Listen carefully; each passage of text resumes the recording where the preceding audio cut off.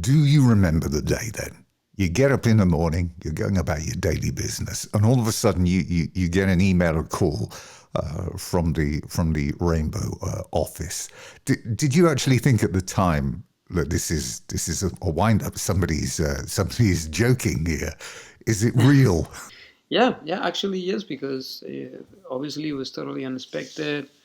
It's something like you never imagined that could happen to you. Obviously, it was really, it was pretty early in the morning. Normally I'm like an early bird, so I wake up like 6 in the morning every day.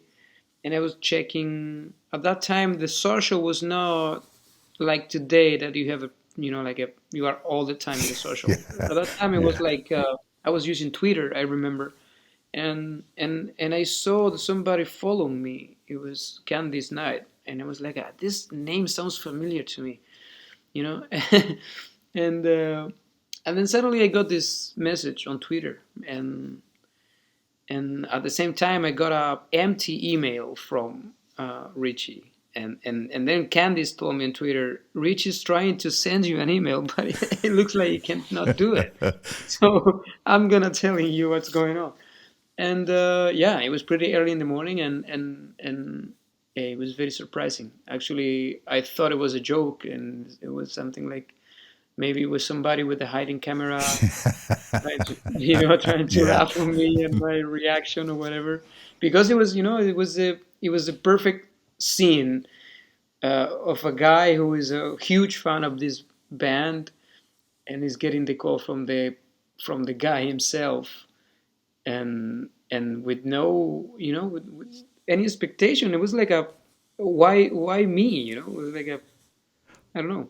And She describes yeah. it. She describes them sat in bed one night, and Richie's reading a book, or he's doing something else, and she's sitting there going, "Hey, have you seen this guy here?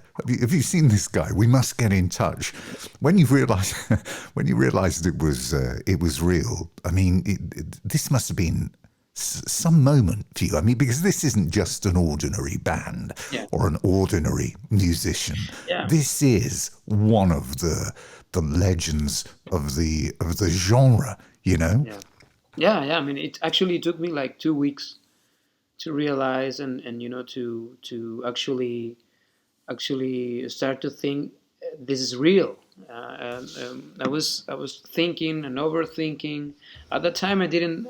One of the most funny things is at that time I didn't talk English at all. So so I thought at the beginning, I spent like a week thinking that maybe I got the message wrong, and they were just telling me like some greetings, like they saw my videos and they liked it, and that's it. Or maybe they are asking me to be a backing vocalist in the Blackmore's Night, or I don't know. I was not sure. And so yeah, then I started to talk with some friends, and they helped me with that, and then I got the call from the manager, and everything was more clear. But yeah, it took me, I think it took me a couple of weeks until I really like started to think, okay, this is happening. You said that they liked you and you fitted basically because you were quote a normal guy. Mm. You had none of the rock star baggage with you. You weren't into drugs. You weren't into alcohol. So you were just a perfect fit for the time. Yeah, I think there was exactly they were looking for. I think Richie was and even now at this time he doesn't want to deal with divas anymore. And he probably thought, if I'm gonna play this music again, I don't want to have anybody, breaking my balls around, or to be a pain in the ass. So it was just yeah, we fit really really well because they have a very calm and quiet life, Yeah, and yeah. I am that the same kind of people, and even today, I don't think that I am. I don't consider myself a rock star or a diva star, whatever it is.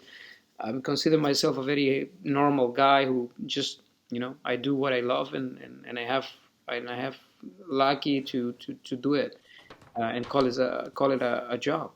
So I think it probably What was do you probably remember of the those rehearsals, the first rehearsals in New York when you got there and you're actually in the studio? Were there any nerves, or did you just glide right on in and just? no. I mean, one of probably one of my biggest skills is, and all the people tells me the same. I never get nervous. You know, Mm, I don't know why, I don't know how.